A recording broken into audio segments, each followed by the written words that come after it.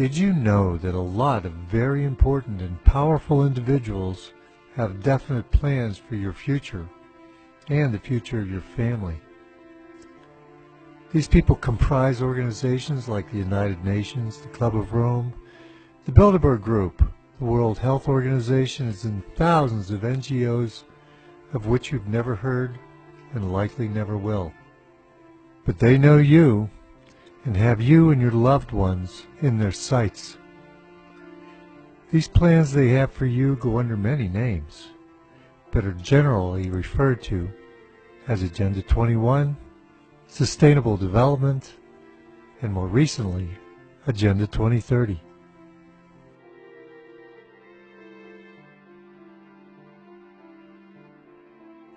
These institutions, the Bilderberg Group, the Trilateral Commission, the Council on Foreign Relations, and secret societies, like Skull and Bones. They control the corporations and the governments around the world. The Illuminati are not after money. It's power they seek, and the sport is international politics. The tools are war, money mechanics, namely the debt-based fractional reserve system, fear, the media including the music industry, news media, and mainstream press. This plot is so vast in scale, most people will refuse its existence.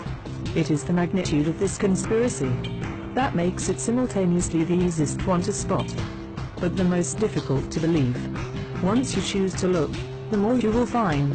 This is a very disturbing and unsettling process, as you will be challenging a lifetime of belief and dogma. One of the things we can all fight and do something about is Agenda 21, or as it was renamed, Sustainable Development. Agenda 21 is a non-binding, voluntarily implemented action plan of the United Nations with regard to sustainable development.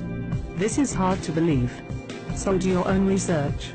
1. Population reduction, soft kill technology, and food and medicine, EMF electromagnetic fields, smart meters, mobile phones and masks, dirty electricity, hydraulic fracturing or fracking. Fracking is so important because it will poison our drinking water, it will poison our air, it will poison our land. The agenda is to reduce the population and keep the remaining inhabitants of Earth in small prison, like cities. And we will go willingly to escape the devastated countryside. The Codex Alimentarius Commission is an intergovernmental body to implement the Joint Food Standards Program, which was established by a Food and Agriculture Organization in 1961. They have made natural herbal remedies illegal, and only GM alternatives are allowed. Pesticides, Monsanto and the decline of the bees. Corporations are starting the process of patenting the world's gene pool. They will end up owning nature. Herbicide-ready crops that resist weed killer and have built-in pesticides. What effect does this have on our bodies and immune system? Fluoride is a poisonous waste product of aluminium smelting, and it's deliberately put into our drinking water and toothpaste, all in the name of healthy teeth. Aspartame, the sugar alternative, rots holes in rats' brains. The smart grid is being sold to us as a means to use the world's resources in a more sustainable way. But this is a conspiracy at work again. They, the Illuminati, are using the love we have for our home against us. But we need to understand there is another agenda, and that is to first depopulate and then dominate. The tools are microchips. Companies worldwide have registered trillions of IP addresses, which is strange as there are only 7 billion people on Earth. Every product, pet and human being will have its own unique IP address. This is made possible with the invention of the RFID radio frequency identification chip, which is the same technology used by supermarkets to secure their products. CCTV infrastructure has spiraled out of control. Currently there is one CCTV camera for every 13 people in the UK. These cameras use sophisticated computer algorithms which track behavior and bring them to the attention of an operator when protocol is breached. This is only the beginning of the awakening. Welcome to the tip of the iceberg.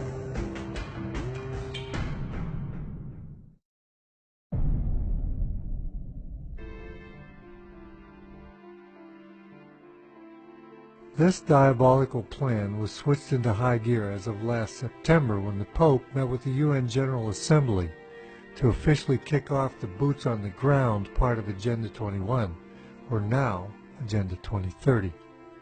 This move combined the one world religion with the global governance New World Order, both designed to enslave the world population.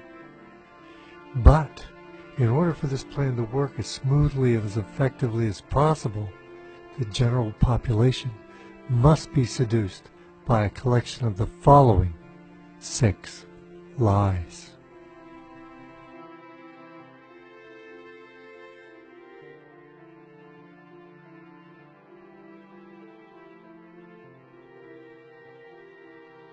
It has been so discredited in the true scientific community, the proponents have almost become hysterical in their continued attempt to enforce climate change policy.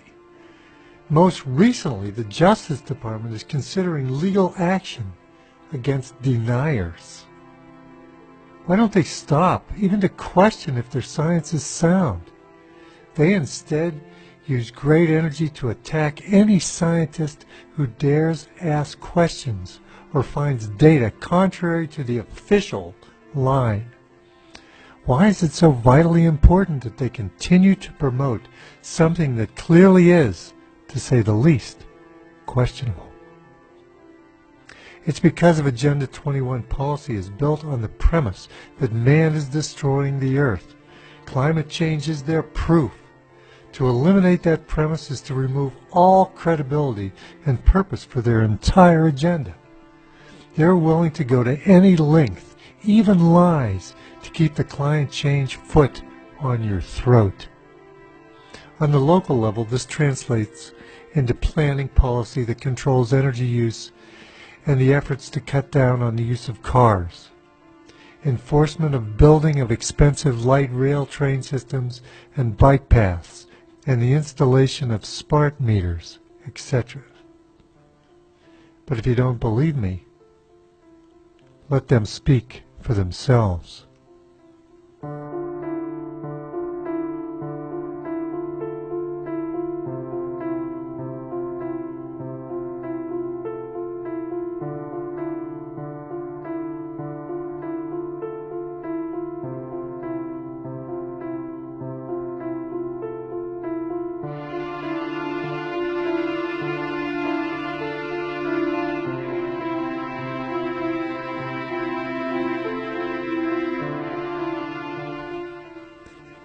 This is the central driving force behind every sustainable policy initiative. It's the real force behind Stack and Pack smart growth cities. The fact is, in developed nations, populations are actually going down. The only real growth in the U.S. population in recent years has been from immigration, legal or otherwise. Open border immigration policy is actually implementation of Agenda 21 as part of the drive to destroy national sovereignty and nation states. Environmentalists insist that the borders must be open to allow as many to immigrate here as possible. They argue that the U.S. has a greater ability to control them and protect the environment than if we left them behind in the third world countries. That's because the Greens already have a stranglehold over our nation's industry through massive environmental regulations. In the face of the fear of overpopulation, however, studies have shown that there is no worldwide overpopulation crisis. In fact, one study insists that we could put the entire population of the world in an area the size of Texas, with a population density of Paris, France. Overpopulation and its accompanying environmental degradation is a problem primarily in countries where the poor are deprived by government to improve their conditions. Nations that refuse to legalize private property ownership for the masses, for example, are a primary reason for growing poverty. Meanwhile, sustainabilists work to keep these nations from developing or increasing energy use. by keeping them poor. Green regulations stop the building of infrastructure. They panic at the idea of increased energy use in developing nations. Instead of working to solve the real problems, the root of poverty, they exploit the excuse of overpopulation and advocate enforcing policies to drastically reduce population. China's brutal one-child policy of forced abortions and sterilization has become their model. Do you think I'm joking? Then consider these quotes from the sustainabilists.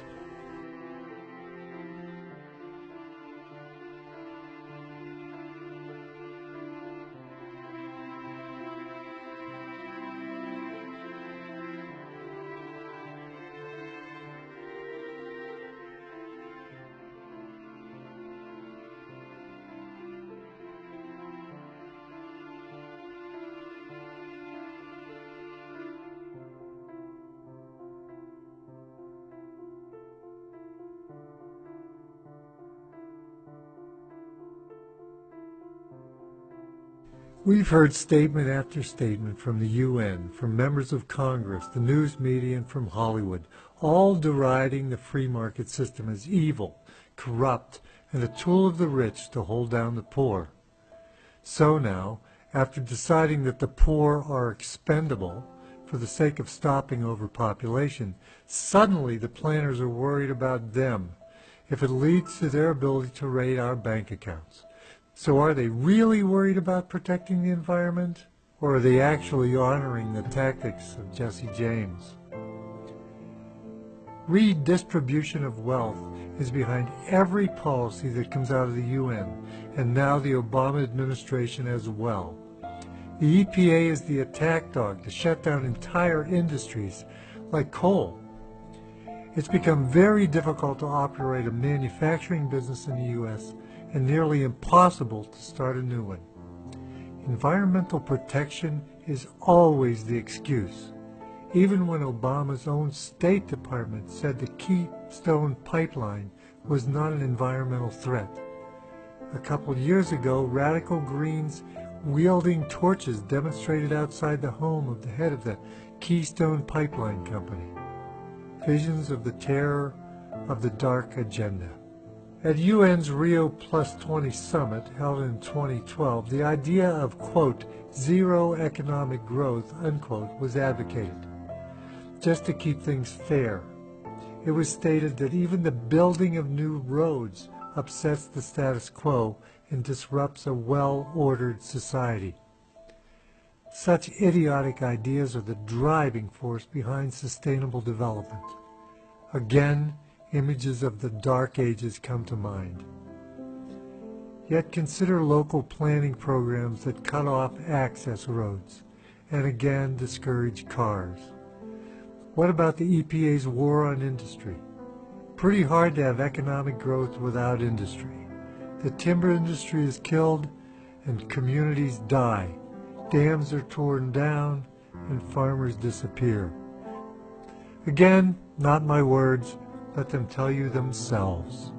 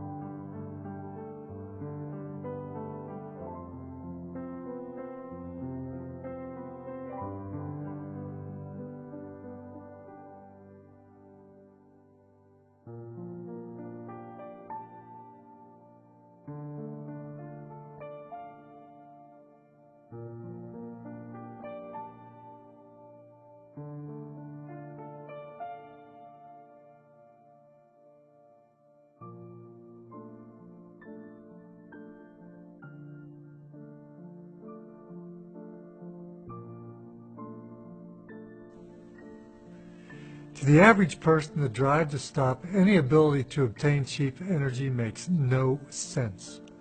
People are hurting economically, jobs are lost, energy costs are skyrocketing. Any attempt to drill oil, fracking of shale gas, mining of coal are vigorously blocked by government and green policy. Yet the government spends billions of dollars on, quote, alternative energy, end quote, such as wind and solar, which provides less than 3% of our energy needs. Why? What's the motivation to put such shackles on the U.S. economic engine? The excuse is that energy use drives up CO2 emissions and accelerates global warming. The excuse necessary to, quote, harmonize the U.S. to the socialist, sustainable global noose. Many current state and local policies now are moving to increase taxes at the gas pump to keep energy costs high. In addition, Obama just issued an executive order to ban any offshore drilling of oil. So, just as the consumer started to get a break at the pump, higher taxes and Obama's action will force prices back up. As the prices rise, the, quote, planners will insist that the only solution is to enforce the building of expensive public transportation. But according to some anti-energy advocates, the fear of cheap energy goes beyond environmental protection. Energy availability helps build wealth for individuals and removes them from the roles of the dependent. This is the opposite goal of sustainable policy.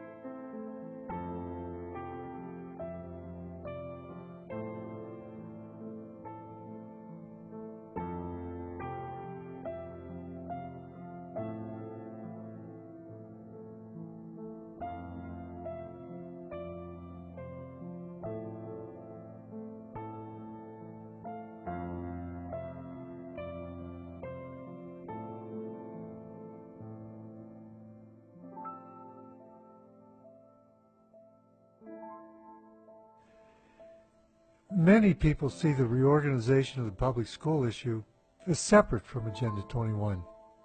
Well, it's not. Those who are promoting what they call the agenda for the 21st century understand it's going to be a long, drawn-out process to, quote, reform a nation created on the ideals of limited government, free enterprise and individual liberty into one that unquestionably accepts government top-down control will take time and determined effort. There's no room in a sustainable society for those who believe that we were born with our rights, and our government's job is to protect those rights. The sustainable system says government will grant us our rights. To reinforce such a radical turnaround of our society requires that the children be indoctrinated to accept it. The effort started in earnest in the 1990s under the Clinton administration through the massive growth of the Department of Education in such programs as Goals 2000, School to Work, and Workforce Development Boards. The original American education system effectively provided an overall academic education from which students could choose their own futures. No longer. Today, the new curriculum has morphed into what's called Common Core. It's a state-run central curriculum that revamps schools into little more than job training and indoctrination centers. Because you see, today's public education system is also designed to strip the children of their attitudes, values, and beliefs that parents may have instilled and indoctrinate them into accepting global values, global citizenship, and a global economy based on the sustainable agenda. Little of American civics and history are taught in today's classroom, but textbooks contain whole chapters on the 5 pillars of Islam, while ignoring the 10 commandments of Christianity. The children are fed an unending diet of the evils of capitalism, the selfishness of individualism and the social justice of redistribution of wealth. It punishes students for possessing individuality and is designed to eliminate such natural human tendencies. That is the common in Common Core. Common values, common goals, common future don't rock the boat of a well-ordered society. Common Core is the nationally dictated curriculum necessary for the acceptance and implementation of Agenda 21. Of course, we still elect local school boards, pretending they have some say over the curriculum. It makes us all feel safer for our children. How then do we explain the surge of Bernie Sanders and the tsunami of socialism? Well, today, nearly every adult up to the age of 40 has gone through this indoctrination, trained to accept the future chosen for them by someone else. The education system was fully outlined in a very detailed letter to Hillary Clinton from Mark Tucker of the National Center on Education and the Economy in November 1992, immediately after Bill Clinton was elected president. Tucker said,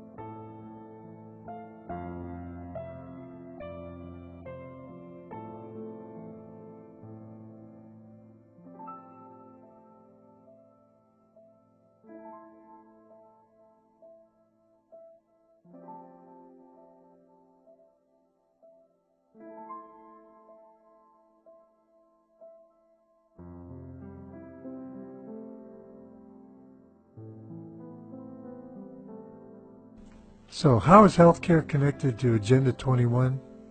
Well, simply Google, quote, sustainable medicine, and you'll find more than 5,850,000 English language references to the subject.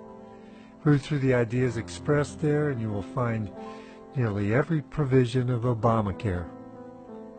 An expert on sustainable medicine, the late Madeline Cosman, put it this way, quote, sustainable medicine plus sustainable development equals duty to die, end quote. Sustainable medicine makes decisions through visioning councils that determine what shall be done or not done to each body in its group in its native habitat.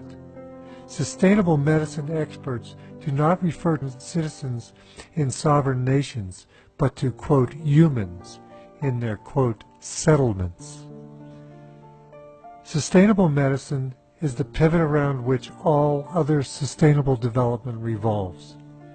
Principle number 1 of the Rio Declaration that introduced Agenda 21 is that all humans must live in harmony with nature. The translation means rationing healthcare, low technology for health treatment, and emphasis on medical care, not cure, and of course will lead to population reduction, as called for in Agenda 21.